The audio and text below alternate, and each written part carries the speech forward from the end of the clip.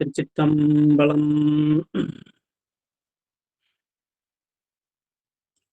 நம பார்வதீபதையே அரகர மகாதேவா.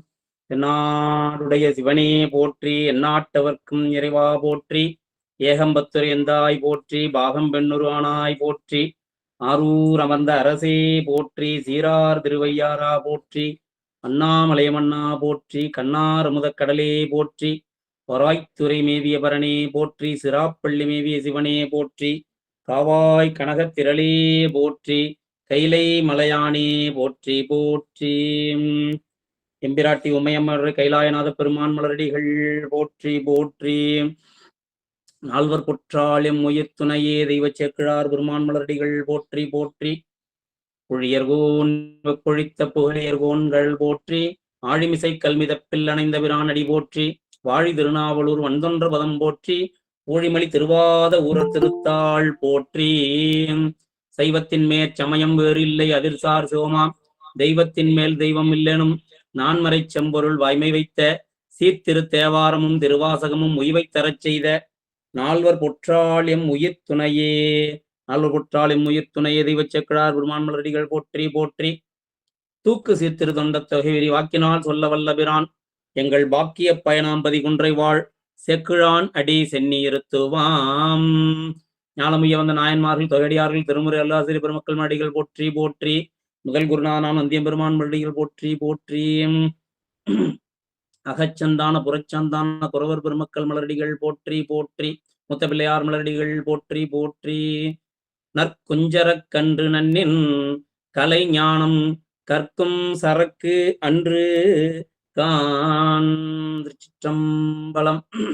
எம்பிராட்டி பிரகத் சுந்தர குஜாம்பிகை சமேத மகாலிங்க பெருமான் மலரடிகள் போற்றி போற்றி. திருச்சிற்றம்பலம். மருந்தவள் வானவர் தானவர்க்கும் பெருந்தகை பிறவினோடு இரவும் ஆனான். அருந்தவ முனிவரோடு ஆள் நிழற் கீழ் இருந்தவன் வளநகர் இடைமருதே. உலகெலாம் உணர்ந்தோதற்கரியவன் நிலவுலாவிய நீர்மலிவேனே அழகிற் சோதி நம்பலத்தாடுவான் மலர் சிலம்படி வாழ்த்தி வணங்குவாம். திருச்சிற்றம்பலம் திருச்சிற்றம்பலம் திருச்சிற்றம்பலம். இந்த அற்புதமான நாயன்மார்கள் குரு பூஜை தோறும் சிந்திக்கக்கூடிய பெரிய புராண சிந்தனையினை நாயன்மார்களுடைய குரு பூஜை தோறும் அவற்றை செம்மையுற நடாத்தி வரக்கூடிய அப்பர் அருள்நெறி மன்றத்து சீரடியார் பெருமக்கள் மற்றும் அதனை செம்மையுற நடத்தி வரக்கூடிய சிவ திருமதி சாந்தா சண்முகம் அம்மையார் உள்ளிட்ட அனைத்து சீரடியார் பெருமக்களையும் இந்த இனிய வேளையிலே இந்த சிறியேன் வணங்கி மகிழ்கிறேன். திருவருளும் குருவருளும் முன்னிறுத்த இன்று நம்முடைய அப்பூதி பெருமானுடைய குரு பூஜை நன்னாள். இந்த நன்னாளிலே நாம் அந்த அப்பூதி பெருமானுடைய திருவடியை சிந்தித்து மெய்ப்பூதி பெறக்கூடிய பெரு வாழ்வினை நமக்கு திருவருள் கூட்டுவித்துள்ளது. அந்த வகையிலே சிறியனையும் இந்த சைவ நன்னெறியை ஊட்டி வளர்த்த அடியனுடைய தீட்சா குருநாதர் மற்றும் அடியனுடைய சைவ சித்தாந்த நெறியிலே அடியனை செலுத்தி வளர்த்தரக்கூடிய வித்யா குருநாதர் ஆகிய சிவத்திரு ஞானியார் ஜெயபால் ஐயா அவர்களையும் மற்றும் உலகெங்கும் உள்ள மக்களுக்கு ஞான குருவாக எழுந்தருளி சைவ சித்தாந்த நன்னெறியை உலகில் உள்ள மக்கள் அனைவரும் பெற்று உய்தி அடைய பெற்று பெரு வாழ்வடைய வேண்டும் என்ற பெருங்கருணையிலே திருவாவடுதுறை ஆதீனத்திலே மெய்கண்ட சந்தானத்திலே 24வது பட்டத்தில் எழுந்தருளி ஞானச்செங்கோல் வச்சு வரக்கூடிய குருமகா சன்னிதானங்கள் இந்த சைவ சித்தாந்த வகுப்பினை உலகெங்கும் உள்ள மக்களுக்கு செம்மையுற அவர்கள் அந்த சிவஞானத்தை பெற்று உய்தி அடைய வேண்டும் என்ற அருள் நோக்கிலே செய்து வருகிறார்கள். அந்த குருமகா சன்னிதானங்களின் சீர்பாதங்களை திசை நோக்கி வழுத்தி கொண்டு இந்த மன்றத்தின் சார்பிலே இங்கே செம்மையுற தொடர் விரிவுரை செய்து வரக்கூடிய பெரியவர்களாகிய நம்முடைய மருத்துவர் ஐயா மற்றும் பெரும்புலவர் ஐயா அவர்கள் மற்றும் இந்த சபையிலே பேசக்கூடிய விரிவுரை செய்யக்கூடிய ஆசிரியர் பெருமக்கள் அனைவரையும் மற்றும் இந்த சபை வழியே இருந்து உலகங்களும் சிவ செந்நெறி சிந்தனையை கேட்டு பிறந்த பிறவியின் பயனை அவரவர் வாழ்விற்கு வாய்த்த நேரத்தை கரவில்லாத நேரமாக மாற்றி அதை சிவசிந்தனையுடைய காலமாக மாற்றி உறுதியடையக்கூடிய சீரடியார் பெருமக்கள் ஒவ்வொருவரையும் இந்த சிறியன் இந்த இனிய வேளையிலே வணங்கி மகிழ்கிறேன். தை மாதம் சதய நட்சத்திரமாகிய இந்த நன்னாளிலே நம்முடைய அப்பூதி அடிகள் பெருமான் நம்முடைய அரசுகள் பெருமானுடைய குருவருளை பரிபூர்ணமாக நிரம்ப பெற்று திருவடிப்பேறு எய்திய குரு பூஜை நன்னாள். இந்த நன்னாளிலே அவருடைய திருவடியை வணங்கி தெய்வ சேக்கிழார் பெருமான் நமக்கு அருளி செய்த அந்த ஞான காவியத்தின் வழி அவருடைய வரலாற்றினை சிந்திக்க போகுவோமாக. திருச்சிற்றம்பலம். நம்முடைய நாயனார் புராணமானது 45 திருப்பாடல்களிலே செம்மையுற அமைந்துள்ளது. 25வது புராணமாக சேக்கிழார் பெருமான் அமைத்து கொடுத்த வரிசையிலே அமைந்துள்ளது. நம்முடைய நாயனார் புராணம் பெருமாட்டி காரைக்கால் அம்மையாருடைய புராணத்தின் நிறைவாக மற்றும் அப்பூதியடிகள் புராணத்தின் தோற்றுவாயாக பின் வருமாறு சேக்கிழார் பெருமான் அருளி செய்வார். ஆதியோடு அந்தமில்லான் அருள் நடம் ஆடும்போது கீதமுன் பாடும் அம்மை கிளறுளி மலர்த்தால் போற்றி சீதநீர் வயல் சூழ் திங்கள் ஊரில் அப்பூதியாராம் போத மாமுனிவர் செய்த திருத்தொண்டு புகழலுற்றேன் என்று அற்புதமாக அருளி செய்கிறார் நம்முடைய கவி வளவர் பெருமான். பெருமான் ஆதியும் அந்தமும் இல்லா அருட்பெருங்கூத்து ஆடுகிறான். அந்த ஆதி அந்தமில்லாத அந்த பரம்பொருளின் திருவடியின் கீழே இருந்து அம்மையார் கீதம் பாடி மகிழ்கிறார்கள். அந்த அம்மையார் திருவடியை வழுத்தி கொள்கிறார்.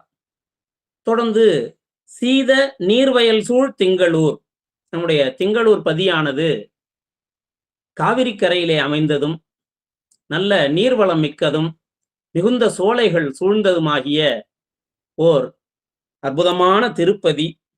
அந்த பதியிலே அப்பூதியாராம் போத மாமுனிவர், போதம் என்பது மிக அற்புதமான ஒரு சொல்லாட்சி. சிவஞான போதம் என்று பதி பசு பாசத்தை விளக்க வந்த நம்முடைய மெய்கண்ட தேவர் அற்புதமாக அதை நமக்கு ஒரு ஞான நன்னூலாக அமைத்து கொடுத்திருப்பார். சிவஞான போதம் என்பதிலே அதற்கு பகுதி பகுதியாக விளக்கம் செய்ய வந்த பெரியவர்கள் சிவத்தை அறியும் அறிவே சிவ ஞான போதம் என்பார்கள். சிவனை அறியும் ஞானம் அதுவே சிவஞான போதம் என்பார்கள். அந்த வகையிலே போத மாமுனிவர் அப்பூதியார் என்று நாமம் கொண்ட ஞானத்தை நன்கு உணர்ந்த முனிவர், அவருடைய திருத்தொண்டினை தற்பொழுது புகழலுறுகிறேன் என்று தோற்றுவாய் செய்து கொள்கிறார். நம்முடைய நாயனாரை நம்பிகள் பெருமான் அற்புதமாக திருத்தொண்ட தொகையிலே ஒரு நம்பி அப்பூதி அடியார்க்கும் அடியேன் என்று அங்கே போற்றி மகிழ்கிறார். ஒரு நம்பி என்ற சொல்லாட்சி என்பது, நம்பி என்றாலே ஆடவரிலே சிறந்தவர் என்று பொருள். அதிலும் ஒரு நம்பி என்றது ஒப்பற்ற என்ற அவருடைய பெருமையினை உயர்த்தி போற்றக்கூடிய வகையிலே ஒப்பற்ற ஆடவரி சிறந்தவராகிய அப்பூதி பெருமானுடைய அடியார்க்கும் யான் அடியேனாவேன் என்று திருத்தொண்ட தொகையிலே நம்முடைய நம்பிகள் பெருமான் போற்றி அருள, அதற்கு திருத்தொண்ட திரு அந்தாதி செய்ய போகிறார் நம்பியாண்டார் நம்பிகள் பெருமான். நம்ம பெரிய புராணம்லாம் சிந்திக்கிறது நிறைய இடங்களிலே நடைபெறுகிறது. இருந்தாலும் எல்லா இடத்திலுமே மூலநூல் செய்த சுந்தரமூர்த்தி சுவாமிகளை வாழ்த்தும் மரபுண்டு. மற்றும் அதற்கு வழிநூலும் சார்பு நூலும் என்று மூன்றாக அதை சொல்வார்கள். மூலநூல், வழிநூல், சார்பு நூல். பெரிய புராணம் என்பது சார்பு நூல். ஆனால் அதன் வழிநூலாகிய திருத்தொண்ட திரு அந்தாதியை சிந்திப்பதும், நம்பியாண்டார் நம்பிகளை போற்றி அவர் திருவடியை வணங்கி அந்த வழிபாட்டை மேற்கொள்வதும் சில இடங்களில் காண முடிகிறது, பல இடங்களிலே நாம் காண இயலவில்லை. நம்பியாண்டார் நம்பிகளை நாம் போற்றி வணங்க வேண்டியது மிகுந்த ஒரு கடமைப்பாடு உடைய ஒரு அற்புத செயல். ஏனென்று கேட்டால், அந்த ஞானப்பெரியவர் இல்லை என்றால் நமக்கு திருமுறைகள் இல்லை. இந்த பெரிய புராணம் தோன்றுவதற்கு காரணமாக விளங்கக்கூடிய திருத்தொண்ட திரு அந்தாதி இல்லை. அவரே நம்முடைய திருஞான சம்பந்தர் மற்றும் திருநாவுக்கரசர் பெருமானுடைய பெருமையினை அற்புதமாக 11ஆம் திருமுறையிலே விளக்கி அருளியிருப்பார். அவற்றையெல்லாம் சிறமேற்கொண்டே சேக்கிழார் பெருமான் அந்த ஞான காவியம் அமைத்த தருவார். அந்த வகையிலே நம்முடைய நம்பியாண்டார் நம்பிகளுடைய சீர்பாதங்களை நாம் வழங்கிக் கொள்வோம். அவர் பின்வருமாறு ஏத்துகிறார்.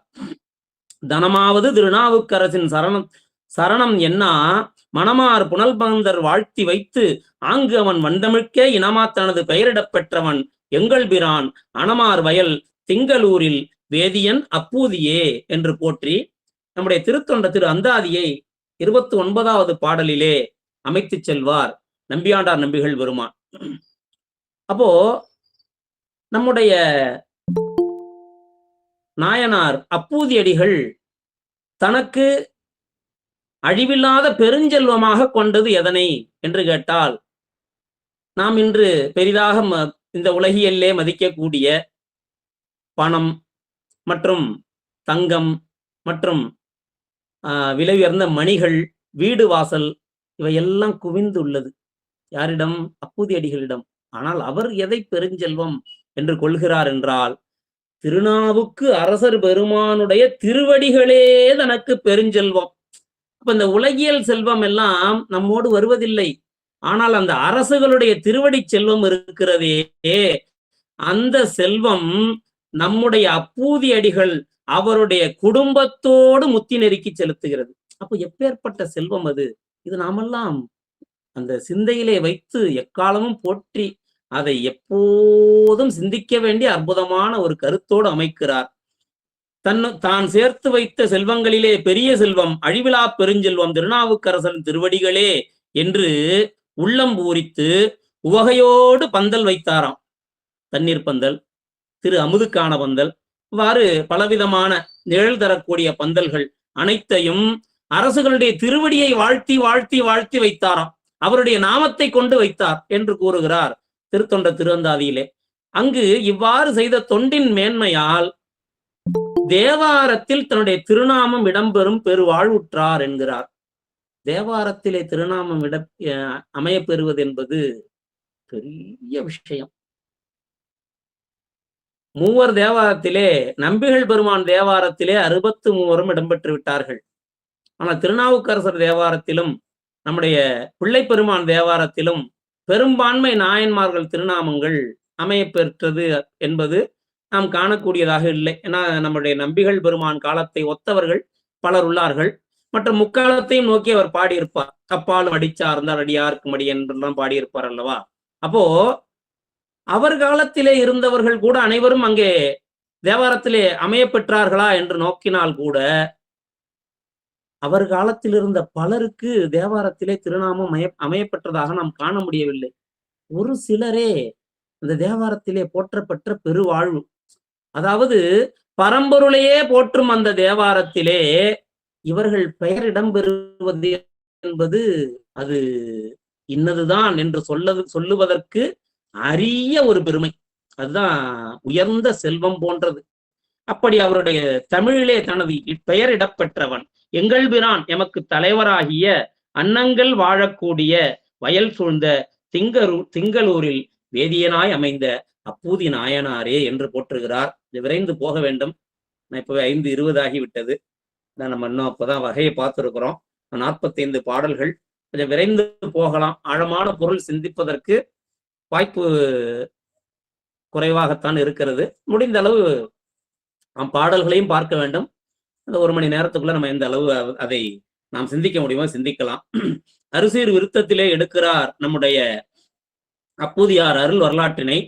தாண்டவம் புரியவல்ல தம்பிரான் ஆருக்கு அன்பர் ஈண்டிய புகழின்பாளார் எல்லையின் தவத்தின் மிக்கார் ஆண்டசீர் அரசின் பாதம் அடைந்து அவர் அறியாமுன்னே காண்தகு காதல் கூற கலந்த அன்பினராய் உள்ளார். எப்படிப்பட்ட தொண்டு செய்தார் என்பதை இங்கே ஏத்துகிறார். பெருமான் எப்படிப்பட்டவன்? தாண்டவம் புரியத்தக்க அந்த திருவருள், அது ஐந்தொழில் பெருங்கூத்து.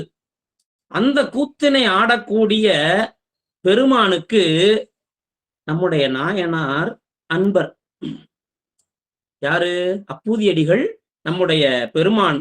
அப்போ இதுல இருந்து என்ன சொல்லிட்டார்?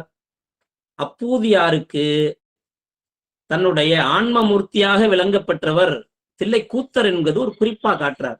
இங்க தொடக்கத்திலே அதை காட்டுவார், பின்னாடி திருவடிப்பேற்றிலேயே அதை காட்டுவார். அதே போல நம்முடைய அரசுகள் பெருமானோ நம்முடைய அப்பூதியாருடைய திருமுடியிலே அந்த தாண்டவம் ஆடக்கூடிய குஞ்சித்த சேவடி இருப்பதை காட்டுவார். அப்போ எல்லா வகையிலும் நமக்கு தெரிகிறது இவர் நடேச பெருமானை ஆன்மார்த்த மூர்த்தியாக கொண்டு வழிபட்டுள்ளார் என்கிற குறிப்பு.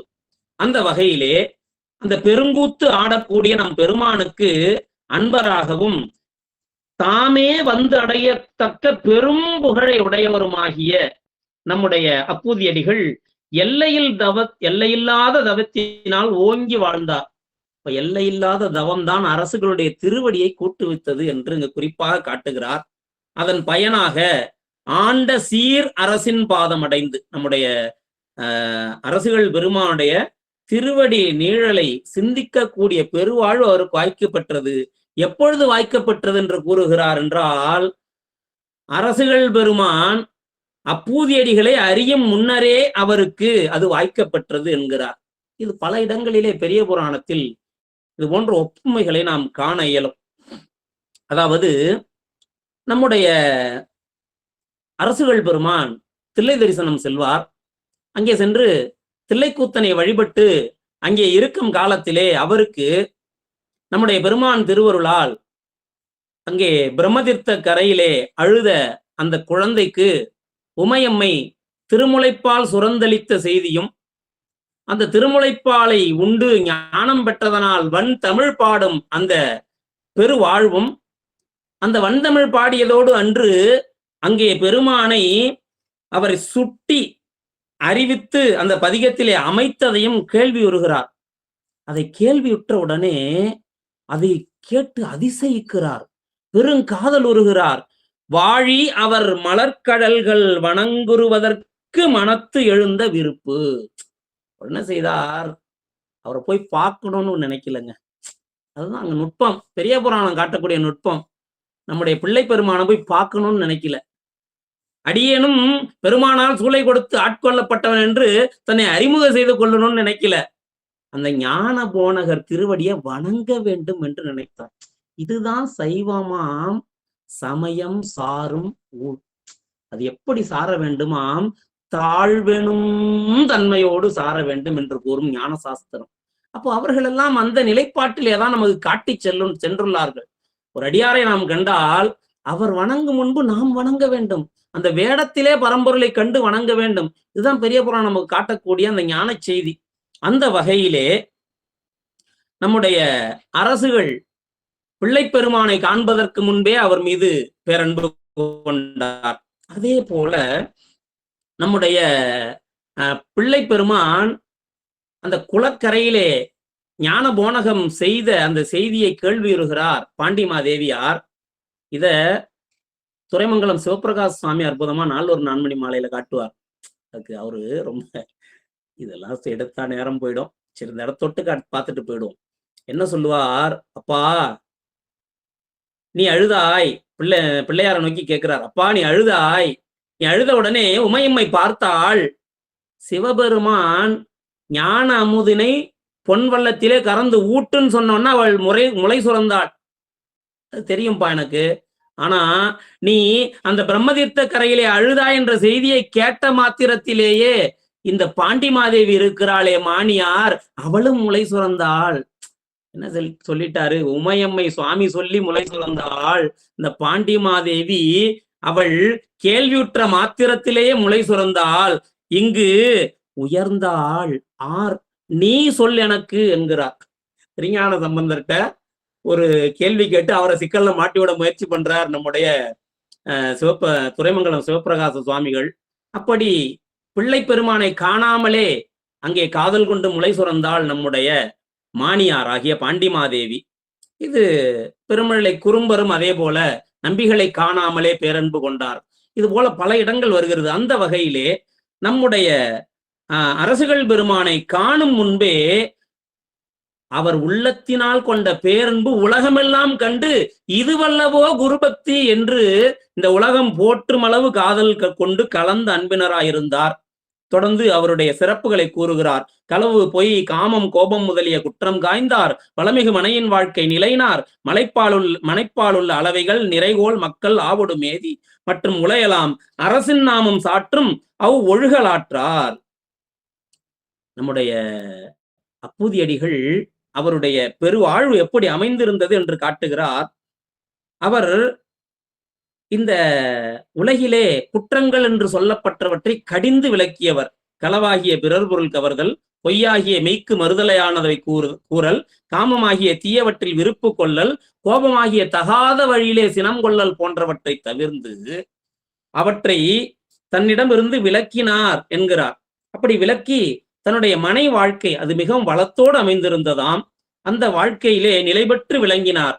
அந்த அம்மையாரும் அவருடைய கருத்தறிந்து அங்கே தொண்டு செய்ததை பின்னே காட்டுவார் நம்முடைய சேக்கிழார் பெருமான். அப்படி கொண்ட அவருடைய இல் வாழ்விலே அவர் எப்படி குருபக்தியை மேற்கொண்டார் என்று காட்டுகிறார்.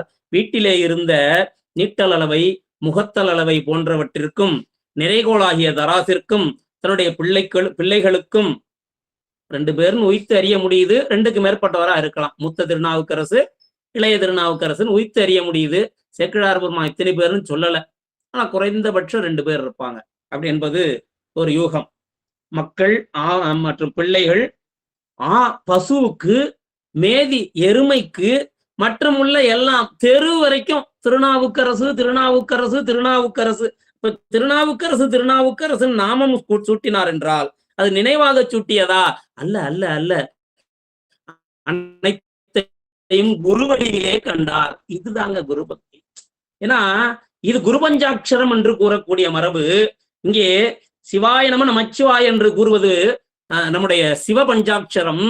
அதனினும் மேம்பட்டு நிற்கக்கூடியது குருபஞ்சாட்சரம். ஏனென்றால் சிவபஞ்சாட்சரம் ஓதுபவர்களுக்கு சிவபெருமானுடைய காட்சி என்று வாய்க்கும் என்று தெரியாது. ஆனா குருபஞ்சாட்சரம் ஓதுபவர்களுக்கு குரு வடிவு நிச்சயமாக தரிசனம் கொடுத்து அந்த திருவருளை பரிபூரணமாக உணர்த்தும். இது நிதர்சனம்.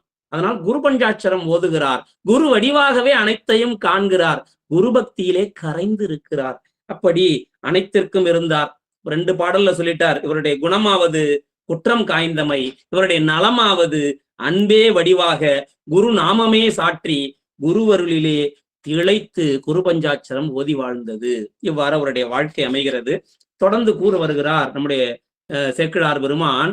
நாயனாருடைய வடிவினை காணாவிடிலும் நம்முடைய அரசுகள் பெருமான் பெருமான் மீது கொண்ட பேரன்பு மற்றும் அவருக்கு தான் மேற்கொண்ட அடிமைத்திறத்தை கேட்டார். கேட்ட அந்த நலத்தினாலே அவர் நாமத்தாலேயே மடங்கள், தண்ணீர் பந்தல்கள், மடங்கள் என்றால் அடியார் பெருமக்களும் பரிசனங்களும் மற்றும் உள்ளவர்களும் தங்கி செல்லும் இடம், திருவமுது கொடுக்கும் இடம், தண்ணீர் பந்தல்கள், களைப்பின் பொருட்டு உண்ணீர் அமுதம் என்று கூறுவார்கள். தண்ணீர் பந்தல்கள் மற்றும் உள்ள அனைத்திற்கும் முடிவிலா அறங்கள் செய்து வாழ்ந்தார் என்கிறார். அப்ப பொது ஜனங்களும் இவர் செய்த அறத்தின் பயனை நுகர்ந்திருப்பார்களா? நிச்சயம் நுகர்ந்திருப்பார்கள்.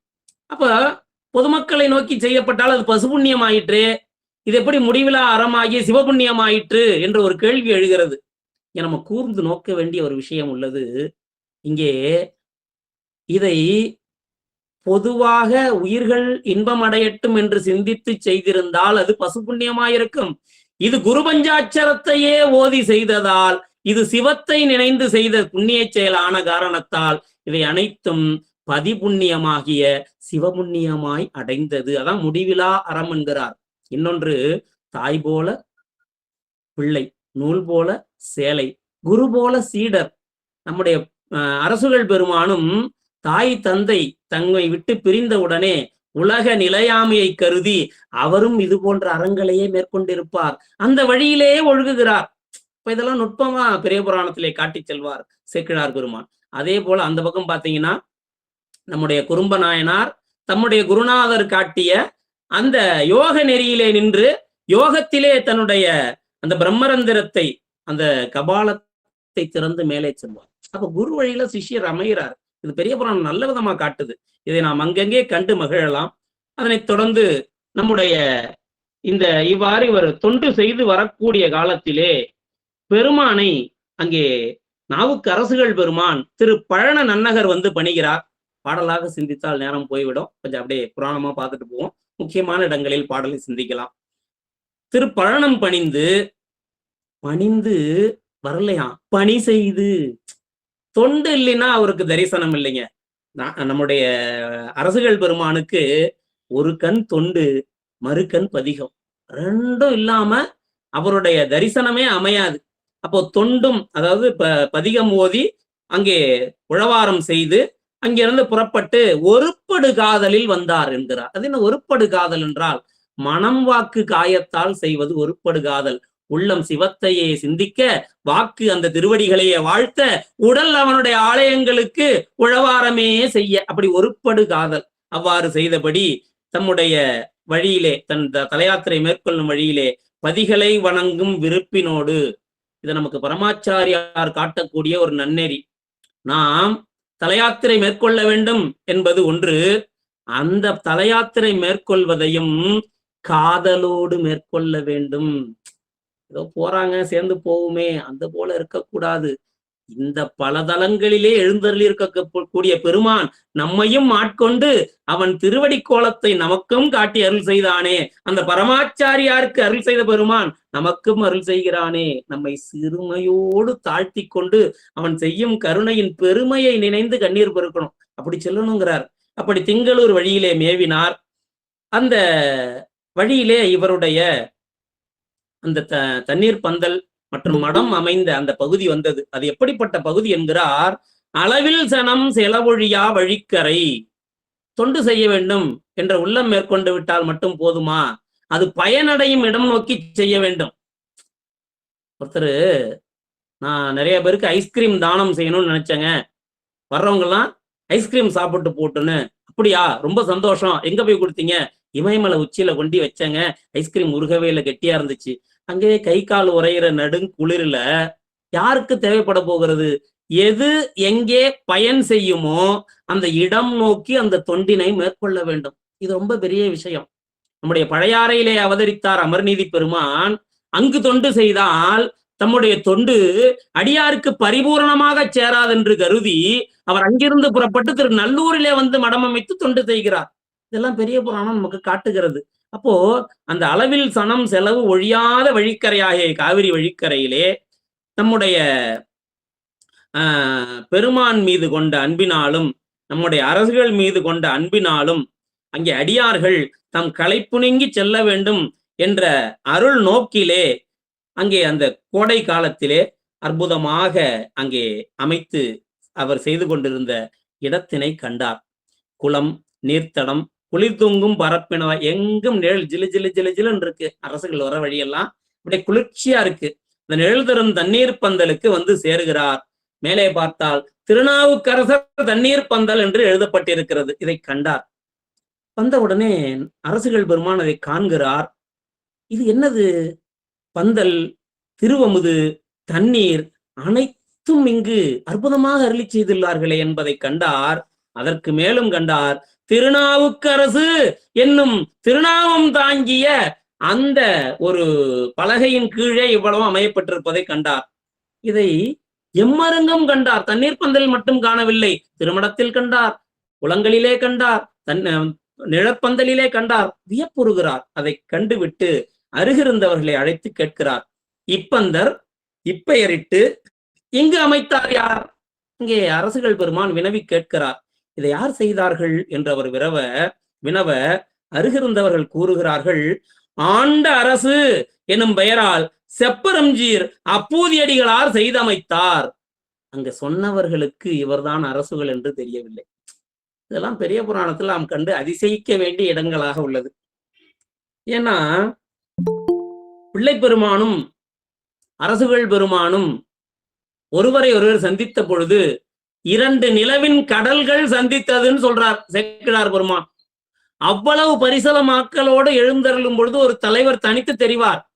இங்க எப்படி அரசுகள் பெருமான் தான் யாரென்று தெரியாமல் வந்து சேர்ந்தார் என்று நம்மால் இந்த இடத்தை எல்லாம் கொஞ்சம் நம்ம அறிவுக்கு இதை சிந்தித்து உணர்ந்து கொள்ள முடியவில்லை.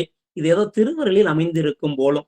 உடனே ஆண்ட அரசு எனும் பெயரால் செப்பருஞ்சீர் அப்பூதியடிகளார் செய்து அமைத்தார். கூறுதற்கு அரிய பெருமையினை உடைய அப்பூதியடிகள் என்கிறார் அந்த ஊரிலே வாழ்ந்த மக்கள். அப்போ அவ்வளவு பெருமை உடையவரா? ஆம் ஆம் ஆம். எப்படி?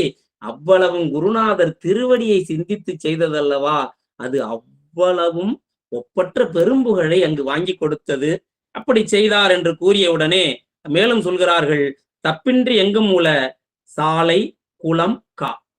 சாலை அமைத்திருக்கிறார், குளம் தோண்டி இருக்கிறார், சோலை அமைத்திருக்கிறார். இதெல்லாம் நம்முடைய அரசுகள் பெருமான் காணவில்லை என்று வலியுறுத்துகிறார்கள். இதை கேட்ட உடனே ஏன் இப்படி திருநாவுக்கரசு என்ற பெயரில் அமைத்திருக்க வேண்டும் என்று சிந்தித்தார். அவர் எவ்விடத்தார்? எங்கப்பா அவர் வீடு எங்கே என்று கேட்டவுடனே அருகே இருந்தவர்கள் சொல்கிறார்கள், துன்றிய நூல் மாறுபரும் இத்தொல்பதியார். அவர் உள்ளூர்காரர் தாங்க. மனையின் கண் சென்றனர், இப்பதாங்க போனார். இதெல்லாம் நாம் தொண்டு செய்யும் பொழுது மேற்கொள்ள வேண்டிய அறங்கள், எப்படி இருக்க வேண்டும் என்ற அந்த நிலைப்பாடு. ஏனென்றால் தொண்டு செய்வது மட்டுமே போதுமா அப்படின்னா அது கண்டிப்பா பத்தாது.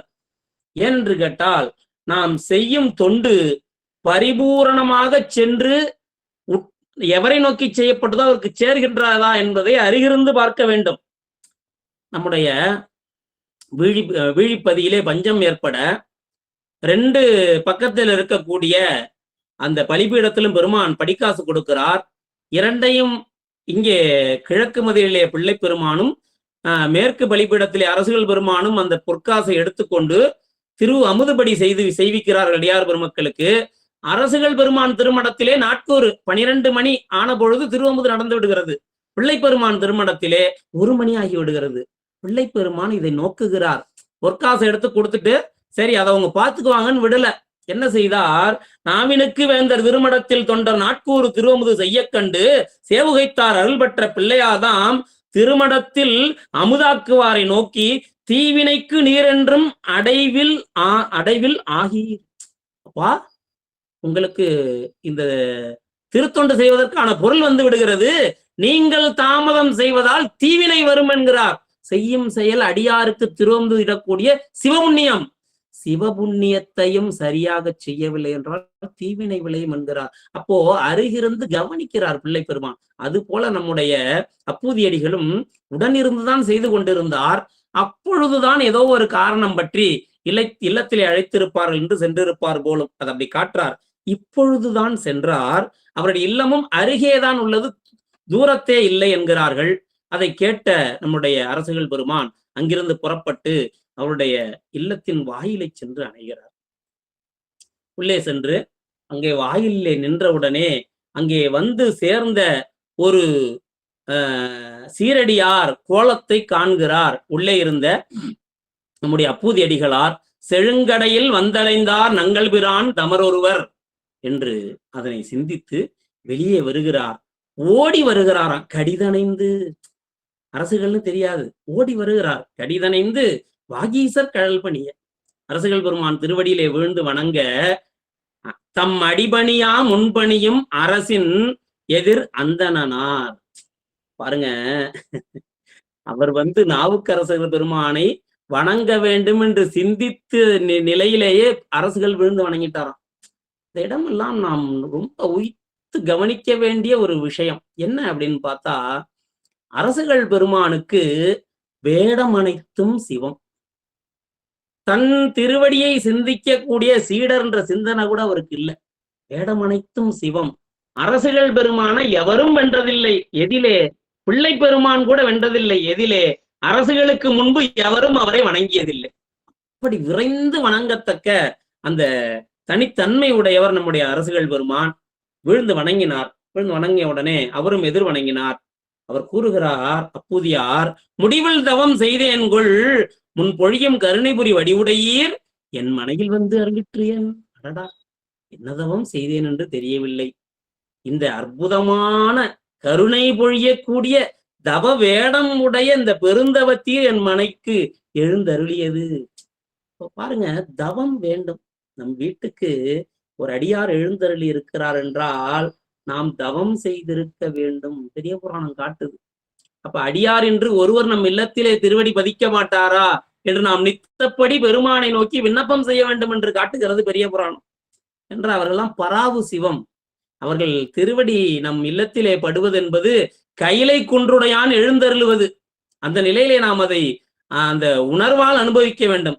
அந்த வகையிலே அவர் வணங்கி அங்கே கூற, நாம் பெருமானை தரிசனம் செய்தபடி திருப்பழனத்திலிருந்து வருகிறோம்.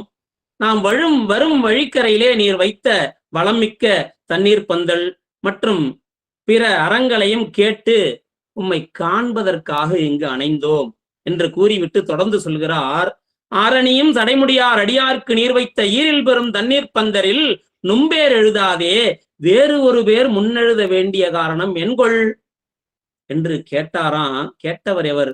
கோதில் மொழி கொற்றவனார். என்ன கேட்டார்?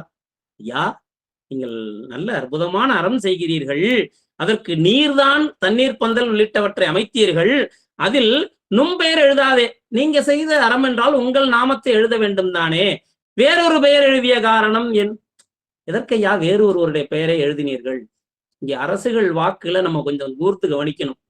அரசுகள் கேட்டதுல பிழை இருக்கா அப்படின்னா, அவருடைய வாக்கு எப்படிப்பட்ட வாக்கு? குற்றமற்ற வாக்குன்னு போடுறார் நம்முடைய சேக்கிழார் பெருமான். என்ன குற்றமற்ற வாக்கு?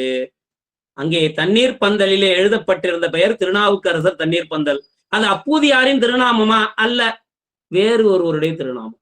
அப்ப அததான் கேட்கிறார், வேறு ஒரு பெயர். இது எப்படி உள்ளே சென்று சேர்ந்தது நம்முடைய அப்பூதியாருக்கு? யான் வேறு என் குரு வேறா? நம்முடைய அரசுகள் வேறு, யான் வேறா? இது வேறு என்று சொல்லிய காரணத்தால் எம்முடைய அருட்குருநாதரிடமிருந்து இவர் பிரிக்கிறாரே என்று உள்ளம் நொந்து போகிறார். நொந்து போனதோடு தன்னுடைய குரு பக்தியை இங்கே காட்டுகிறார். எவ்வளவு அன்பு கொண்டிருந்தார் நம்முடைய குருநாதர் மீது. இந்த பக்தியை, அந்த இடத்தை அப்படித்தான் அமைத்திருக்கிறார் சேக்கிழார் பெருமான். நம்ம பெருமான் அமைத்து காட்டியதை அப்படி வடித்து காட்டுகிறார். அப்படி கண்டார். நின்ற மறையோர் கேளா, அந்த செய்தியை கேட்டு உள்ளம் வருந்தி நின்ற மறையவராகிய அப்பூதியார் அதை கேட்ட உடனே நிலையழிந்த சிந்தையராய் நொந்து போகிறார். தன்னுடைய நிலை கெடுகிறது. அவர் நிலை எப்படிப்பட்டது? காமம், கோபம், சினம் மற்றும் களவு, பொய் இவற்றை காய்ந்தவர். ஆனா சிந்தை நொந்து போகிறது. எதனால் என்று கேட்டால், எப்பொழுது சிவ அபராதமும் குரு அபராதமும் நிகழ்கிறதோ அப்பொழுது நாம் சிந்தை பொருத்தலாகாது. இது மறைகள் காட்டுவது. நம்முடைய நந்தியம்பெருமான் விண்ணப்பம் செய்வார், சிவ நிந்தனை பொறா, சிவநிந்தனை சைவ நிந்தனை பொறா மனம் வேண்டும் பெருமானே. பெருமான்கிட்ட விண்ணப்பம் செய்வார். அப்ப இங்க வேறு ஒருவர் பெயர் என்று சொன்னதால் நம்முடைய அரசுகள் பெருமான் வேறு ஒருவரோ என்று அவன் உள்ளம் நொந்து போகிறார். குரு நிந்தனையாக அவருக்கு தெரிகிறது. உடனே சிந்தை நொந்து, வேடம் சைவ வேடம் அது நன்று, ஆனால் கூறிய சொல் செவிக்கு உகந்த சொல் அல்ல. அதனை சொல்கிறார், நன்று அருளி செய்திலீர். வடிவு நன்றாக உள்ளது, கூற்று நன்றாக இல்லையே. நன்று அருளி செய்திலீர். கெட்டதை சொன்னீங்கன்னு சொல்லல, அங்க நுட்பமா காட்டுறார் சேக்கிழார் பெருமான். எதிர்மறை சொல்லல்ல, நன்றருளி செய்திலீர் என்று கூறிவிட்டு, அமன் பதகருடன் ஒன்றிய மன்னவன் சூழ்ச்சியை வென்று தொண்டின் உரைப்பாலே வென்றவர் திருப்பேர். அரசுகள் பெருமானை சுண்ணாம்பு கால்வாயிலே வைத்தார்கள், விடம் கொடுத்தார்கள், கொலைக்களிற்றை ஏவினார்கள், கல்லில் கட்டி கடலில் பாய்ச்சினார்கள். அப்பொழுதெல்லாம் அங்கு அதை எதன் துணை கொண்டு வென்றார் என்று காட்டவில்லை சேக்கிழார் பெருமான். இங்க காட்டுறார், திருத்தொண்டின் உரைப்பாலே வென்றவதம் பேரோ, திருப்பேரோ வேறொரு பேர், திருத்தொண்டால் வென்றார் அவ்வளவும் என்று கூறிவிட்டு மேலும் கூறுகிறார், பெருமான் திருவடி கீழ் கொண்ட தொண்டின் நயப்பாலே அந்த தொண்டு நெறியே இந்த பிறவியாகிய இந்த உலகியல் பிறவியையும் வென்று நமக்கு பெருவாழ்வை தரத்தக்கது என்று எம்மை போல்பவரும் உய்தி அடைய வேண்டும் என்று இந்த தொண்டு நெறியை காட்டி இங்க உலகத்திலே நம்மை செம்மை நெறிக்கு செலுத்தக்கூடிய திருநாவுக்கரசர் திருப்பெயரை யாம் எழுதியிருக்கிறேன். அந்த பெயரை ஏன் வைத்தீர்கள், வேறொரு பெயர் என்று கூறி நீங்கள் வெம்மை மொழியை கூறிவிட்டு காதுல எனக்கு ஈயத்தை காய்ச்சி ஊட்டியது போல உள்ளது, வெகுண்டு போகிறார். இவ்வாறு கூறிய உடனே தொடர்ந்து கூறுகிறார், பொங்கு கடல் கல்மிதப்பில் போந்தேறும் அவர் பெருமை. கல்லிலே கடலில் மிதந்தவர், கடலிலே வீழ்ந்தவர் தப்பித்தது அபூர்வம், அதிலும் கையை கட்டி வீழ்த்தப்பட்டவர் அதிலும் அபூர்வம், கல்லிலே கட்டி வீழ்த்தப்பட்டவர் வரலாறே இல்லை. எம்முடைய அரசுகள் பெருமான் அதை தெப்பமாக கொண்டு கரையேறியவர். அவருடைய பெருமை இந்த புவனத்தில் அறியாதவர் யார் உளார்? அங்கே சொல்லிட்டார், திருநாவுக்கு அரசு எனும் நாமம் உலகேழினும் நயப்புற நன்னுக, 7 உலகத்திலும் உன் நாமம் விளங்கும் என்று அருள் செய்து விட்டார் சிவபெருமான். இந்த சிவபெருமான் அருளாட்சியில் இருக்கக்கூடிய எல்லா புவனத்திலும் அவர் பெயர் தெரியுமே, நீர் எந்த புவனத்திலிருந்து வருகிறீர், அவருடைய திருநாமம் தெரியாமல் வேறொரு பெயர் என்று கூறுகிறீரே என்று நொந்து போய் மங்கள திருவேடத்தில் இருந்து கொண்டு அமங்கலம் போன்ற சொல்லை கூறினீர்களே, நீங்கள் எந்த ஊரை சேர்ந்தவர், நீர் யார்? இப்பதான் கேட்கிறார். இதுவரைக்கும் குருநாதரை வேறொரு பெயர் என்று சொன்னதற்கே மறுமொழி கூடியவர் இப்பொழுதுதான் இவரை தெரிந்து கொள்ள வேண்டும் என்று வினவுகிறார். அரசுகள் உடனே என்ன தெரியாதாப்பா, யாரு பெயர் வச்சிருக்க, என் பெயர் தான் சொல்லக்கூடியவரா? கருணை. அரசுகளோட வடிவம் கருணை, தாழ்வெனும் தன்மை. பிள்ளை பெருமான் திருவடி இங்க தோல்ல தாங்கியவர், அவரை போன்ற ஒரு பணிவை பார்க்க முடியாது. சொல்றாரு பாருங்க திருமறையோர் அது மொழிய திருநாவுக்கரசவர் பெருமை அறிந்து உணர்ந்து கொண்டாராம். அப்பூதியாருடைய பெருமை எப்படிப்பட்டது, அவர் பெருமான் மீது கொண்ட அன்பு எப்படிப்பட்டது, அந்த பெருமானுடைய அடியார் மீது கொண்ட அன்பு எப்படிப்பட்டது கேட்டுவிட்டு கூறுகிறார், பிறதுரையில் நின்றேற அருளும் பெரும் சூளையினால் ஆட்கொள்ள அடைந்துயர்ந்த பெருளும் உணர்விலா சிறுமையேன் யான். என்னை யார் என்று தெரியவில்லையா? நான் யார் தெரியுமா? இந்த சைவ நன்னெறியிலே பிறந்து பெருமான் திருவடி நிழலை சாராது பிற சமய துறை அடைந்து அந்த பெருமையினால் சூளை மடுத்து ஆளப்பெற்ற இந்த தெருளும் உணர்வில்லாத சிறுமையை ஞான் தன்னை தாழ்த்தி கொண்டு அப்படியே அது நம்முடைய அரசுகள் பெருமானுக்கு பல காலம் இந்த உணர்வு இருந்து வந்திருக்கிறது. அது அவருடைய புராணத்திலே அங்கங்கே பார்க்கலாம். கூறியதுதான் தாமம். என்னுடைய குலதெய்வம் அல்லவோ எழுந்தருளி உள்ளது.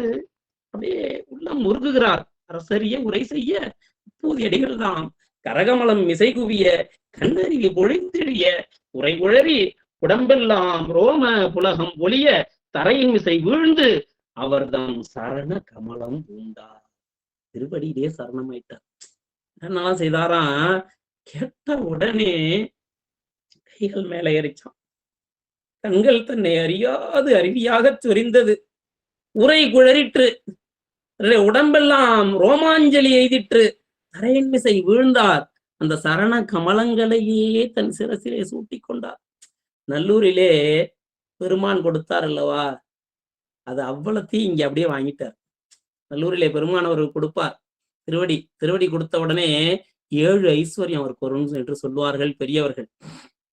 அந்த ஐஸ்வர்யங்கள் அவ்வளவையும் இவர் அப்படியே பெற்றுக்கொள்கிறார். திருவடியிலே விழுந்து மற்ற அவரை எதிர்வணங்கி வாகீசர் எடுத்தருள.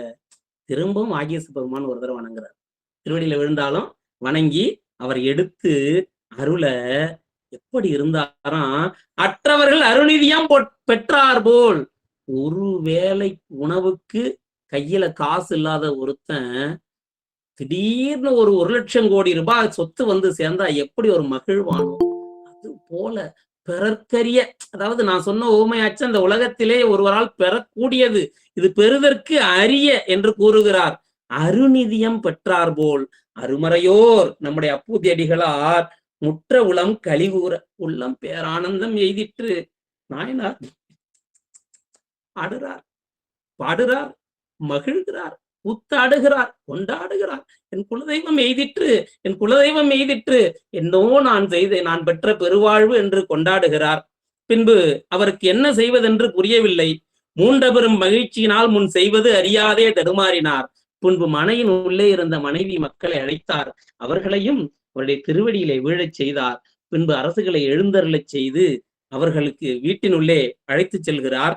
அவரை முறைப்படி அமர்வித்து அவருடைய திருமேனியை அர்ச்சித்து திருவடி கமலங்களை அங்கே அற்புதமாக அந்த நன்னீர் விட்டு அவர் திருவடிகளை பாத பூஜை செய்து தன்மேல் தெளித்து வீட்டில் தெளித்து ஆசமனம் செய்கிறார். இதுதாங்க முத்தியே வந்துருச்சு. நம்முடைய குருநாதர் திருவடி, அதுவும் சீரடியார் பெருமான் திருவடி நீரை பருகுதல் என்பது முத்தி. மடங்களிலே சொல்லப்பட்டிருக்கக்கூடிய ஒரு மரபு சேடம் பருகுதல் என்று பெயர். என்ன அப்படின்னு கேட்டா, குருநாதர் திருவமுது செய்த அந்த பரிகளமாகிய இலையிலே அவரிடம் தீக்கை பெற்ற சீடர்கள் திருவமுது எடுத்துக்கொள்வார்கள். அவர் வைத்த மிச்சிலை, அந்த மிச்சிலை பருகினால் அது முத்தி நெறிக்கு செலுத்தும். குருநாதருடைய மிச்சிலை பருகினார், திருவடி நீரையே பருகிறார். அப்படி பருகி உள்ளம் பூரித்தார். உள்ளே அருந்தினார், அருந்தியதால் உள்ளம் பூரித்தார். பின்பு ஆசனத்தில் பலவித அர்ச்சனைகள் செய்தார். பின்பு திருநீற்று காப்பு நாயனாருக்கு திருநீற்றை வழங்கினார். வணங்கி விண்ணப்பம் செய்கிறார், பெருமானே திருவமுது செய்து அருள வேண்டும் என்று விண்ணப்பம் செய்தார். உடனே அரசுகள் பெருமானை செய்தருள, இது போன்ற ஒரு பேரு நமக்கு வாய்த்தது என்னே நாம் செய்த தவம் என்று மகிழ்ந்தார். உடனே இது பெருமான் திருவருளா பாருங்க, நான் இவ்வளவு நாள் செய்த தொண்டினால் வந்ததுன்ற எண்ணம் வரலங்க. அப்பவும் நினைக்கிறார், என் பெருமான் கருணையினால் வந்தது. அப்படி இருக்கிறாங்க நாயன்மார்கள்லாம், அப்படி இருக்கிறாங்க. என் போலிகளுக்கு அந்த எண்ணம் எல்லாம் என்று வரும் என்று தெரியவில்லை என்று மகிழ்ந்தார். உடனே திருவமுது சமைக்க தொடங்குகிறார்கள். தூயனல் கரிகள், அறுவகை சுவை, 6 சுவை 4 விதம் அற்புதமாக தூய முதாக்குகிறார்கள். அமுது செய்து அருள, அப்போ திருவமுது தயாராகும் வேளையிலே அங்கே படைப்பதற்கான இலை வேண்டும். உடனே தம்முடைய மூத்த திருநாவுக்கரசை அழைக்கிறார்கள். மேய பொன் குருத்து கொண்டு வா. குழந்தாய், பிரிந்த இலையை அறுக்கக்கூடாது. அந்த குருத்து இலை அது பாத்தீங்கன்னா அந்த வெளிர் பச்சையா இருக்கும், அது பொன்னிறம் என்று குறிப்பிடுகிறார். அந்த பொன் குருத்து கொண்டு வா என்றால் விரிந்த இலையிலே அசுத்தங்கள், பறவையின் எச்சில் போன்றவை படும். அந்த விரியாத அந்த குருத்து என்பது பரிசுத்தமானது, அதை கொண்டு வர கூறுகிறார்கள். அந்த பிள்ளை எப்படிப்பட்ட பிள்ளை இதாங்க. முர்ச்சை தவம் என்பது இதுதான். தக்கார் தகவிலார் என்பது அவரவருடைய எச்சத்தால் காணப்படும். இவர் முர்ச்சை முற்பிறவியிலே செய்த தவம், தவம் இல்லாதவர் என்பது எதை கொண்டு அறியலாம்? திருவள்ளுவர் சொல்றாரு, அவருடைய பிள்ளை பேற்றை கொண்டு அறியலாம். அவருக்கு பிள்ளை எப்படி வாய்ச்சிருக்கோ அதான் அவர் செய்த தவம். அது போல அந்த பிள்ளையை ஏவ உடனே அந்த பிள்ளை சொல்கிறார், மூத்த திருநாள், நல்ல தாய் தந்தை ஏவ நான் இது செய்ய பெற்றேன். எப்பேற்பட்ட வாக்கு பாருங்க. நமக்கு ஒரு தொண்டு செய்வதற்கு வாய்ப்பு இருக்குமான்னு குழந்தை காத்துக்கிட்டு இருந்திருக்கிறார். உடனே இதை சொன்ன உடனே நல்ல தாய் தந்தை, இவர்கள் அல்லவோ இந்த உலகத்தில் உயர்ந்த தாய் தந்தையர்கள், நம்முடைய குருநாதருக்கு தொண்டு செய்ய என்னையும் ஒரு பொருளா ஆக்கி கொண்டார்களே, நல்லதாய் தந்தையேவ. அப்படி ரொம்ப அழகாக அந்த இடத்தை அமைக்கிறார் சேக்கிழார் பெருமான். ஓடி செல்கிறார். ஓடி சென்று தாவி வாழைக்குருத்தை அறிகிறார். அந்த மரத்திலே இருந்த ஒரு நாகம் கையை சுற்றி கொள்கிறது. சுற்றி கொண்டு அங்கையில் தீண்டுகிறது. குழந்தை கையிலே நாகம் தீண்டி விடுகிறது. தீண்டிய உடனே அதை பார்க்கிறார் குழந்தை. பார்த்த உடனே, அடடா, நாகம் தீண்டி விட்டதே, விடம் ஏறி விட்டால் மயங்கி விடுவோமே என்று சிந்தித்து விட்டு, இந்த விடம் ஏறி நான் மயங்கும் முன்பு இந்த குருத்தை கொண்டு சேர்ப்பேன், என்ன குழந்தை சேர்ப்பேன் என்று சிந்தை செய்து ஓடி வந்தாராம். எப்படி ஓடினார்னு காட்டுறார் சேக்கிழார். எப்படி ஓடி வந்தாராம்? 7 வேகத்திலே விடம் ஏறும் என்பார்கள். முதலிலே இந்த விடமானது இரத்தம், தோல், சதை, எலும்பு, மஜ்ஜை என்று ஒவ்வொரு வேகத்திலும் ஒரு தாதை கெடுக்குமா. 7ஆம் வேகம் ஏறிடுச்சுன்னா உயிர் நீங்கிவிடும். ஒரு தாதா கெடும். சுக்கிலம் வரிசையா சொல்லுவாங்க, 7 தாது. அவ்வாறு அந்த வேகமாக அந்த விடம் இந்த உயிரை உண்ணும் முன்பு விடத்தை விட வேகமா ஓடினாராம் குழந்தை. அந்த குழந்தைக்கு குருநாதர் திருவமுது பாழ்பட்டு விடக்கூடாது, அந்த எண்ணம் மட்டும்தாங்க இருக்கு. இதிலே குறிப்பு காட்டிட்டார். விடத்தை விட குழந்தை வேகமா ஓடுனார்னு சொன்னதிலேயே விடத்தை குழந்தை வென்று விட்டது. எதன் கொண்டு? அவருடைய குரு பக்தியை கொண்டு. சேக்கிழார் பெருமான் நுட்பமா காட்டிவிட்டார். மாசுனம் கவர்ந்தது யாருக்கும் அருந்தவர் அமுது செய்ய தாழ்க்கையான் அறையேன் என்று திருந்திய கருத்தினோடு திருமனைக்கு சென்றார். சென்று 7ஆம் வேகம் ஏறிய உடனே எயிர், கண், மேனி போன்றவை கருகி போனது. உரை குளறிற்று. ஆவி நீங்கும் நிலை ஏற்பட்டது. மயங்கி வீழ்ந்தார். எப்படி வீழ்ந்தாராம்? அம்மாவின் மடியிலே, அம்மா பக்கத்துல கொண்டு போய் அந்த இலைய பொறுப்பாக கொடுத்து வைத்து விட்டு பின்பு விழுந்தார். குழந்தைக்கு எவ்வளவு அன்பு! இப்ப பாருங்க, தாய் தந்தை மட்டும் நினைக்கவில்லை, தம் பிள்ளையினால், தன் பிள்ளையின் இறப்பினால் தம் குருநாதர் திரும்புவது கெட்டுவிட போகுது குழந்தைன்னு நினைக்கிறார். அதுதாங்க அந்த குடும்பத்தோடு செய்யக்கூடிய சிவபக்தி இங்கதான் காட்டுகிறார் சேக்கிழார் பெருமான். அப்படி வீழ்ந்த உடனே தளர்ந்து வீழ் மகனை கண்டு தாயரும் தந்தையாரும் உளம் பதைத்து, உடனே பதைப்பை பெற்ற பிள்ளை அல்லவா, பதைத்தார்கள். பின்பு என்ன காரணத்தினால் விழுந்தார் என்று உற்று நோக்கினார்கள். அந்த மேனியின் குறியை கண்டார்கள். விடத்தினால் விழுந்தார் தெரிஞ்சிருச்சு. குழந்தையை விடம் உண்டு விட்டது, தெரிந்து விட்டது. ஆனால் அவர்கள் உள்ளம் தளரவில்லை. தெரியுமா? அங்கே இருக்கக்கூடியது சிவபெருமானுடைய திருவுருவம். தம்முடைய குலதெய்வமாகிய சிவமே வடிவு தாங்கி வந்திருக்கக்கூடிய தம்முடைய குருநாதர். அப்போ அவர்கள் செய்யக்கூடிய சேவை எப்படி இருக்கிறது? சிவலோக கைங்கரியம் போல இருக்கிறது. இப்ப பெருமானுக்கு தொண்டு என்ற நிலை வந்து பெருமான் ஒன்றை பணித்து விட்டால் பிறவற்றை சிந்தித்தல் ஆகாது. நம்முடைய நம்பிகள் பெருமானுக்கு பெருமான் அங்கிருந்து வெள்ளையான அனுப்பிடுவார். பூலோகத்துல இருந்த வரைக்கும் பறவையும் என்னையும் சேர்த்தவை என்றெல்லாம் கேட்டவர் பறவையை மறந்தார், சங்கிலியை மறந்தார். நம்பி ஆரூரருக்கும் செய்தி சொல்ல, நம்முடைய சேரமான் பெருமான் நாயனாருக்கும் செய்தி சொல்லவில்லை. பெருமான் ஆணை உடனே அந்த வெள்ளையானையில ஏறி புறப்பட்டு விடுவார். அந்த நிலையிலே எம்முடைய குருநாதர் சன்னதியிலே இங்கே நாம் செய்து கொண்டிருக்கும் பொழுது இந்த உலகியல் செயல்கள் நம்மை எந்த விதத்திலும் இது தடை செய்தல் ஆகாது என்று சிந்தித்தார்கள். உடனே இது தெரியாத வகையிலே மறைத்து வைத்து நாம் தொண்டு செய்வதற்கு சூழ்வோம் என்று சிந்தித்தார். ஒரு பாயிலே பிள்ளையை சுற்றினார்கள். சுற்றி ஒரு மூலையிலே மறைத்து வைத்தார்கள். மறைத்து வைத்து விட்டு குருநாதருக்கு இது தெரிந்துவிடக் கூடாது என்று நினைக்கிறார்கள். இங்க பார்க்கணும், நம்ம குருநாதர் தீட்டு வீட்டுல சாப்பிட்டதா ஆகிவிடுமே. இங்க ஒரு கருத்து சிந்திக்க வேண்டி இருக்கிறது. ஆசூசம் உள்ள இடத்திலே இங்கே உணவு உண்டதாகிவிடுமே என்று சிந்தித்தால் அங்கே இருக்கக்கூடியவர் குருநாதரா? குருநாதர் அல்ல, சிவம். சிவம் சிவம் இருக்கும் இடத்திலே ஆசூசத்திற்கு இடமில்லை. சிவபெருமான் சந்நிதியிலே மலம் சென்று சேராது. அந்த வகையிலே யாவையும் சூனியம் எங்கே? சத்தின் எதிரே. அப்ப சத்தாகிய சிவத்தின் எதிரே மலங்கள் அனைத்தும் செயலற்று போகின்றன. அந்த வகையில இந்த உலகியல் தீட்டா அவரை தீண்டிவிட போகிறது. அப்போ அந்த வகையில் அவர்கள் சிந்தித்தது தவறில்லை. உடனே அவரை மறைத்து வைத்தார். பிள்ளையை மறைத்து வைத்து விட்டு அவர்கள் திருவமுதை விரைந்து தயார் செய்தார்கள். திருவமுதை விரைந்து தயார் செய்து கொண்டு தம்முடைய நாயனார் முன்பு எழுந்தருளி, நாயனார் முன்பு சென்று அமுது செய்து எம் குடிமுழுதும் உய்யக் கொள்வீர் என்று திருவடியிலே விழுந்து வணங்கினார். நம்ம அறியாம சொல்றாங்க பாருங்க, எம் குடி முழுதும் உய்யக் கொள்வீர். நம்முடைய பிள்ளை அங்கே விடம் தீண்டி, நாகம் தீண்டியதால் விடம் உண்டு அங்கே கிடக்கிறான். ஆனா குடி முழுதும் உய்யக் கொள்வீர்கள். அந்த அந்த பழக்கத்தினால் வழக்கமாகிவிட்டது. எப்பவுமே அப்படிதான். நீங்க பாருங்க, நீங்க சைவ நன்னெறியிலே ஒழுகி சிவபுண்ணியம் செய்து வரும் பொழுது அந்த பெருமான் திருவருள் என்ன செய்யுமா? கிளை கிளைக்கும் அந்த பயனை கொண்டு சேர்க்கும் என்கிறார். ஒளியிலே கேளாய் நம் கிளை கிளைக்கும் கேடுபடா திறமருளி கோளாய நீக்கும் அவன் கோளிலியம் பெருமானே என்று அற்புதமாக தேவாரத்திலே அருளி செய்வார் அல்லவா?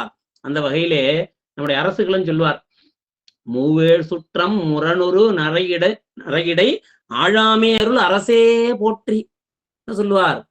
தாய் வழியிலே 7 தலைமுறை, தந்தை வழியிலே 7 தலைமுறை, அவர்கள் வழியிலே பிறந்த குழந்தைகள் வழியிலே 7 தலைமுறை, இங்கே 7 அங்கே 7 பின்னாடி 7, 21 தலைமுறைக்கு நரகம் இல்லை என்கிறது நம்முடைய சைவ நன்னெறி. அந்த வகையிலே இவர்கள் சென்றார்கள். எம் குடி முழுதும் உய்யக் கொள்வீராக என்று விழுந்து வணங்கினார்கள். நாயனார் அமுது செய்யும் பொருட்டு அவருக்கு திருவடியினை விளக்கினார்கள். வேறு ஒரு நல்ல ஆசனத்திலே அமரச் செய்தார்கள். பரிகளம் திருத்தும் முன்னர், திருவமுதை எடுத்து வைப்பதற்கு முன்பு நம்முடைய அரசுகள் பெருமான் திருநீரு அணிவிக்கிறார். முதலிலே அப்பூதியாருக்கும் திருமனைவியாருக்கும் அறிவிக்கிறார். அணிவித்த பிறகு புதல்வருக்கு அணிவிக்க அவர் முற்பட்ட பொழுது அங்கே மூத்த திருநாவுக்கரசை காணவில்லை. நான் உள்ள வந்தப்போ அவர் திருநீர் கொடுத்தார் மூத்த திருநாவுக்கரசருக்கு. தற்பொழுது மூத்த திருநாவுக்கரசு இல்லை, அதை கண்டார்.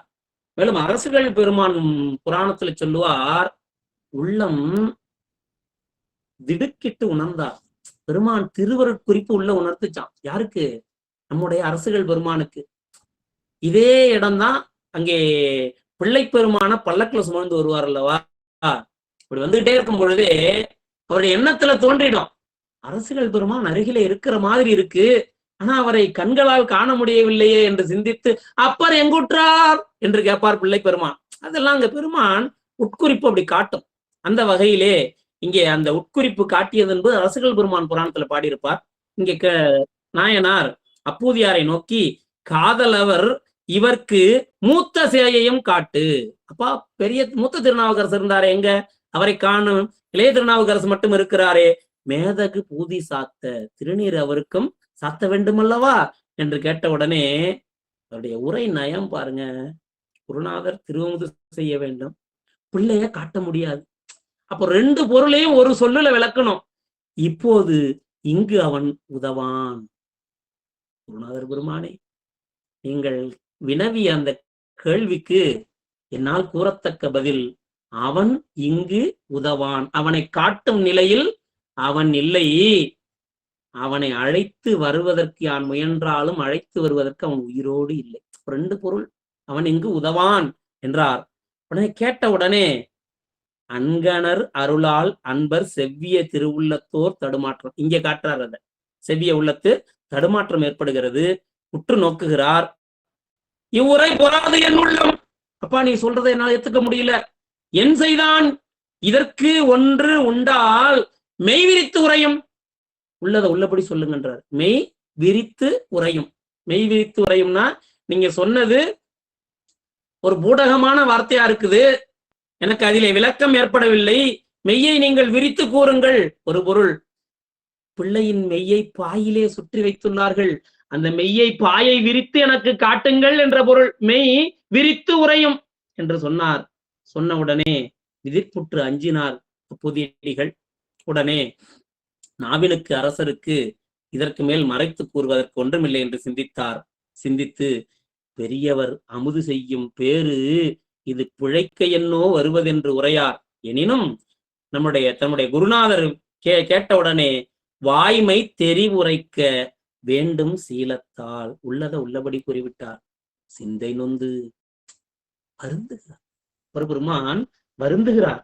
அறிவோடு வணங்கி மைந்தற்கு உற்றது பகர்ந்தார். சொன்ன உடனே நாவினுக்கு அரசர் கேட்ட உடனே, நன்று நீர் புரிந்த வண்ணம், நல்ல காரியம் செய்தப்பா. என்ன செயல் செய்தாய்? நன்று நீர் புரிந்தவன். யாவர் இத்தன்மை செய்தார்? அரசுகளுக்கு இப்படி திருவமுது செய்தவர் எவர் உண்டு, எவர் உண்டு, எவர் உண்டு? யாவரை தன்மை செய்தார் என்று முன் எழுந்து சென்றே ஆவித்தீர் சவத்தை நோக்கி அண்ணலார் அருளும் வண்ணம் பாயிசை பதிகம் பாடி பணிவிடம் பாற்றுவித்தார். அரசுகள் புராணத்துல என்ன சொல்லுவார்?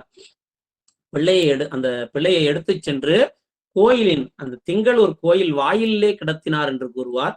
இங்கே நோக்கி பதிகம் பாடினார் என்று கூறுகிறார்.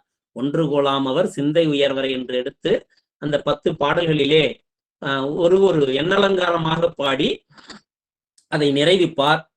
அதை நிறைவித்த அந்த பாடல் நிறைவுற்றவுடனே தீவிடம் நீங்க விடம் விலகிய. அப்போ விடம் என்பது என்ன என்றால் இந்த உலகியல் துன்பங்கள். அது எவ்வாறு விலகும்? குருவருளை பற்றி நாம் திருவருளை சாரும் பொழுது விலகும்.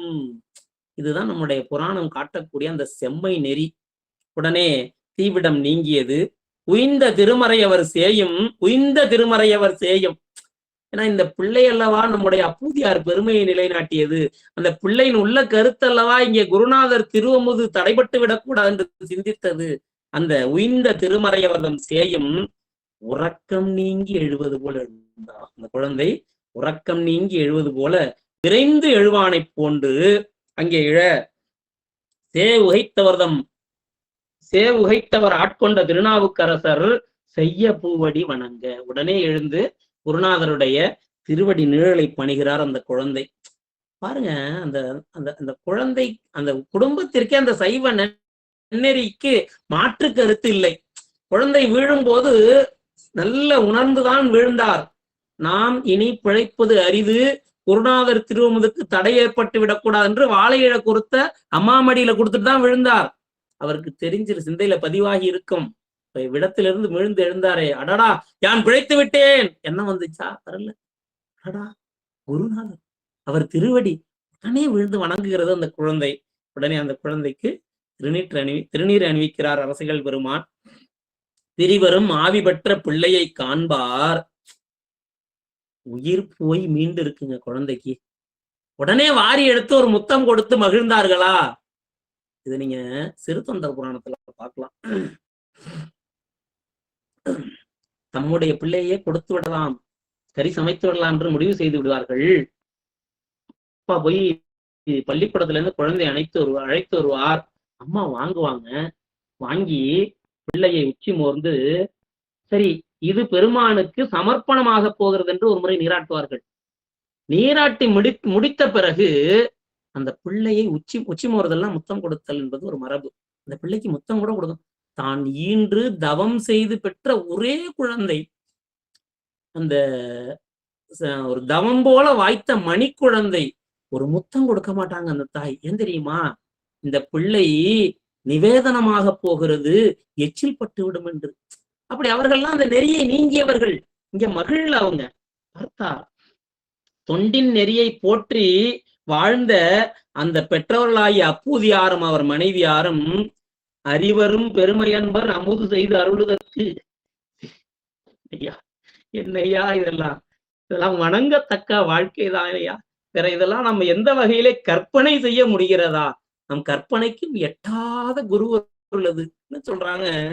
நம்முடைய குருநாதர் அமுது செய்வதற்கு இடையூறு செய்து கொண்டிருக்கிறானே இவன் என்று வருந்துகிறார்கள். பிள்ளை இறந்து போனது, பின்பு உயிர்த்தெழுந்தது, இந்த அற்புதங்கள் எல்லாம் அவர்களுக்கு உவகையை தரவில்லை.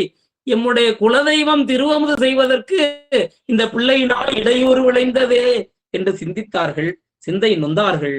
உடனே அதை கண்டு கொண்டார் பிள்ளை அரசுகள் பெருமான் அதை கண்டு கொண்டார். ஆங்கவர் வாட்டம் தன்னை அறிந்து சொல்லரசர் உடனே கூட ஒங்கிய மனையில் எய்தி மீண்டும் வருகிறார்கள். நம்முடைய திங்களூர் ஆலயத்திலிருந்து வருகிறார்கள்.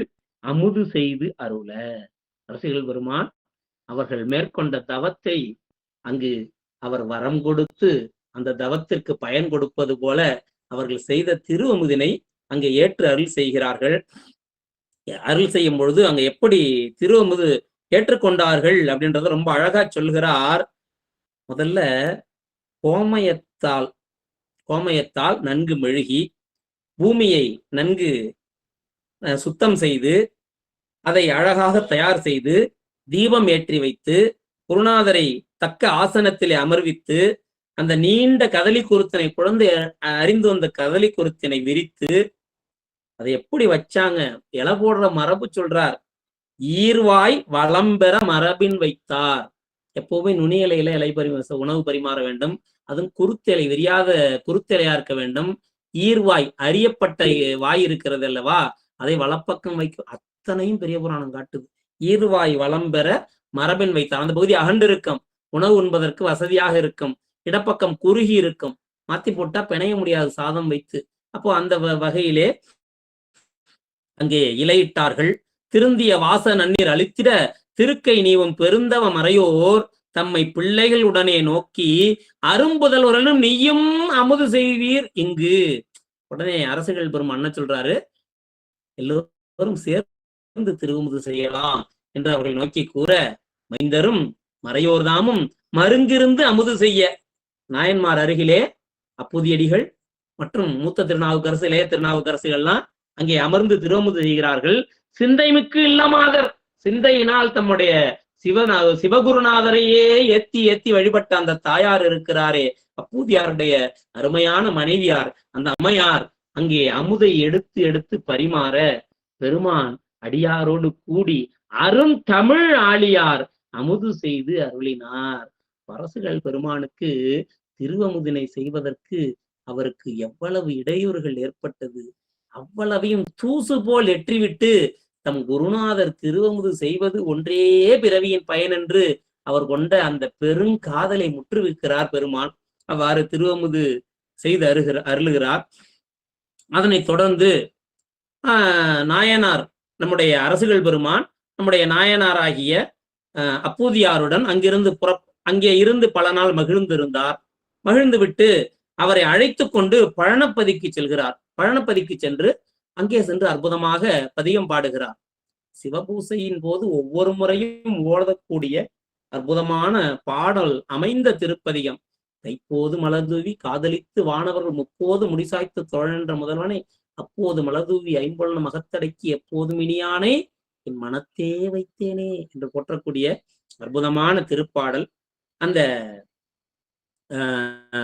பழனப்பதி திருப்பழனம் சென்று சொல்மாலை என்று தொடங்கும் அந்த அற்புதமான பதிகத்தை எடுத்து அந்த பதிகத்திலே வைத்து தில்லை கூத்தன் சேவடி நம்முடைய அப்பூதியார் திருமுடியிலே தங்கியிருப்பதை காட்டுகிறார்.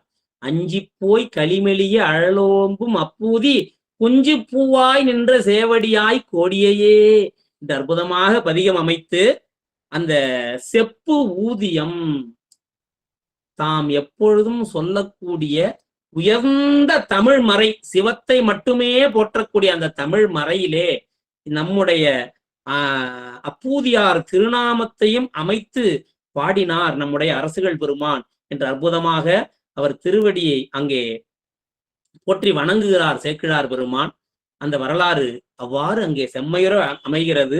அதனைத் தொடர்ந்து நம்முடைய நாயனார் அரசுகள் பெருமான் அங்கே விடை கொண்டு செல்ல நாளும் நாளும் நாளும் நாளும் அரசுகள் பெருமானுடைய திருவடியையே ஏத்தி ஏத்தி தன்னுடைய வாழ்வின் பொருளும் அனைத்தும் தன் குருநாதர் திருவடியே என்று சிந்தித்து அருந்தவர் பொன் தாளே என்று சிந்தித்து சிந்தித்து சிந்தித்து அவர் காட்டிச் சென்ற அந்த தொண்டு நெறியை மேற்கொண்டு தில்லை மன்றுள் ஆடும் பெருமான் திருவடி கமலத்தை அடைகிறார்.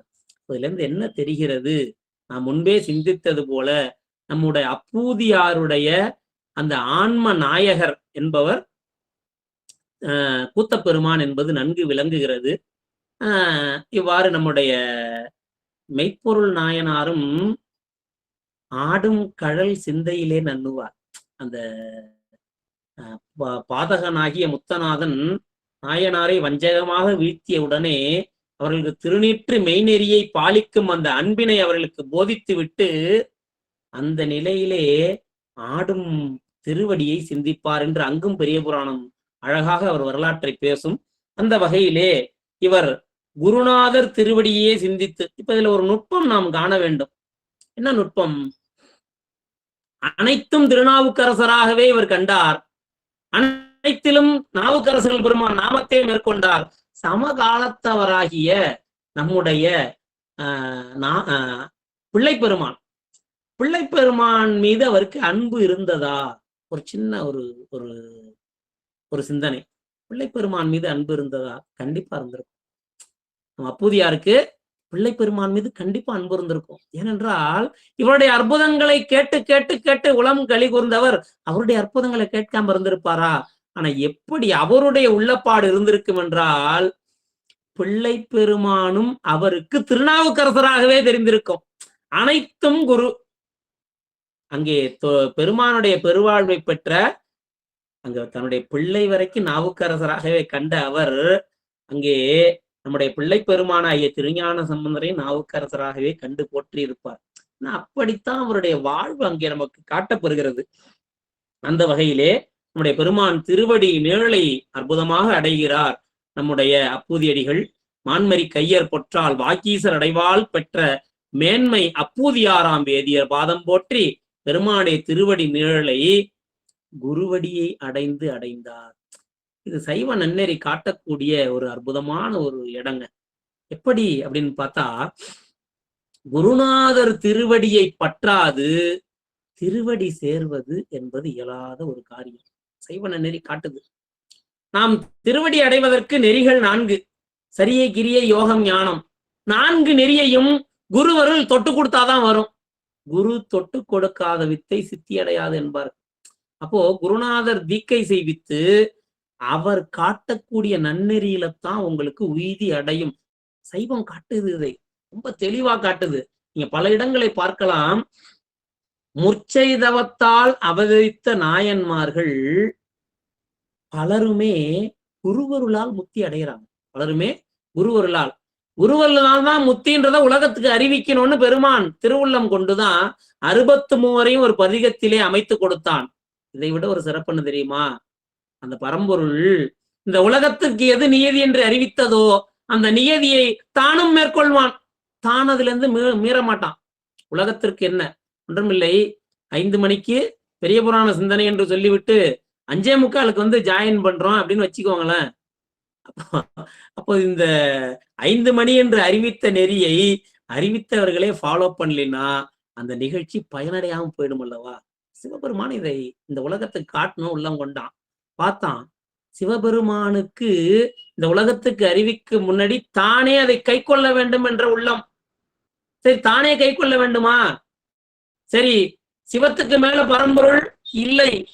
தன்னுடைய ஞான வடிவை ஓர் பிள்ளை கோலமாக முருகனாக தோற்றுவித்து அந்த ஞானத்திடம் தான் ஒரு சீடன் போல உபதேசம் வாங்கி தனக்கே ஒரு குருநாதர் இருக்கிறார், நீங்களும் குருவருளால் திருவடி அடையுங்கள்னு இந்த உலகத்துக்கு அறிவித்த நெறிதாங்க நம்மளுடைய சுவாமிமலை. அப்ப அந்த பரம்பொருளுமே குருநாதர் வேண்டுமப்பா என்று அறிவிப்பதற்காக தன் ஞானத்தை குழந்தையாக்கி அந்த குழந்தையிடம் உபதேசம் பெற்றார். அந்த வகையிலே வாகீசர் அடைவால் பெற்றார் அப்பூதியார். சேக்கிழார் பெருமான் நுட்பமா காட்டுறார்.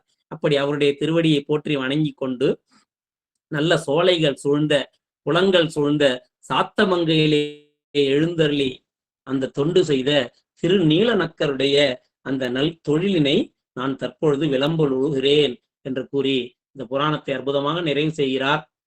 இது பதிகங்கள் அதிகம், பாடல் அதிகம். அதனால ஆரம்பத்துல நான் போன வேகத்தை பார்த்து எனக்கே பயந்துட்டேன். என்னடா இது 1/2 மணி நேரம் வரைக்கும் 4-5 பாடல தான் போயிருக்கோமேனு.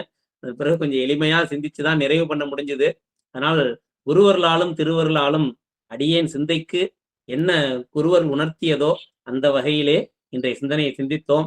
இருந்து கேட்ட அத்துணை சீரடியார் பெருமக்கள் சீர்பாதங்களையும் வணங்கி கொண்டு இந்த அற்புதமான களத்தை அமைத்து இந்த நல்ல ஒரு இணையதள வழியிலே இந்த நாயன்மார் சிந்தனைகள் மற்றும் பதிக சிந்தனைகளை செம்மையுற நடத்தி வரக்கூடிய நம்முடைய அப்பர் அருளறி மன்றத்து சீரடியார் பெருமக்கள் சிவத்திருமதி சாந்தா சண்முகம் அம்மையார் அவர்கள் அனைவரையும் வணங்கி கொண்டு சிறியனை நாய் சிவிகை ஏற்றுவித்த குருவர்களையும் திருவர்களையும் போற்றி போற்றி போற்றி பணிந்து மகிழ்ந்து வணங்கி இந்த உரையை நிறைவு செய்கிறேன். என்று மின்பம் பெருகுமேல்னா ஒன்று காதலித்துள்ளம் ஓங்கிட மன்றுளாரடியார் ஒரு வான்புகழ் நின்றது எங்கும் நிலவி உலகெல்லாம் பான்முகில் விழாது பெய்க மலிவளம் சுரக்க மன்னன் கோன்முறை அரசு செய்க குறைவிலாது உயிர்கள் வாழ்க நான்மறை அறங்கள் ஓங்க நற்றமம் வெள்ளுமல்க மென்மைகள் செய்வநீதி விளங்குக உலகம் எல்லாம் காவாய் கனக திரளே போற்றி கைலை மலையானே போற்றி போற்றி. திருச்சிற்றம்பலம்.